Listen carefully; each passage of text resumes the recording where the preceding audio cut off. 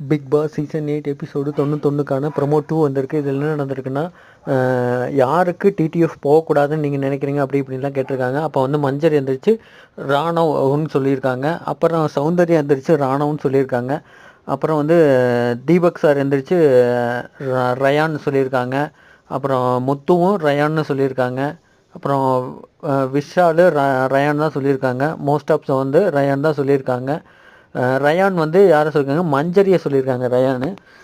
செம்ம சூப்பராக இந்த இதை சொல்லியிருக்காங்க, யார் யாருக்கு யார் யார் போகக்கூடாது அப்படின்ட்டு.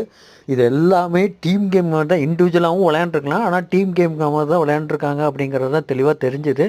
இப்போ இதுலேயும் கூட இண்டிவிஜுவல் விளையாடாமல் டீம் கேம் விளையாண்டது ரொம்ப இதாக தான் இருந்தது எல்லாத்துக்கும் பார்க்குறதுக்கு.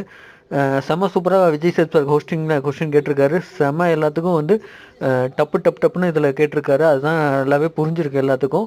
அதனால இவரோட ஃபேம், ரயானோட ஃபேம் வந்து கொஞ்சம் நல்லா மேலே ஏறி இருக்குது இவங்க பண்ண இந்த கேம்னால அப்படிங்கிறது தான் தெளிவாக புரிஞ்சிருக்கு. செம்ம சூப்பராக எபிசோடில் ஹோஸ்டிங்கில் சூப்பராக கொண்டு போயிட்டுருக்காரு. தேங்க்யூ, பாய்.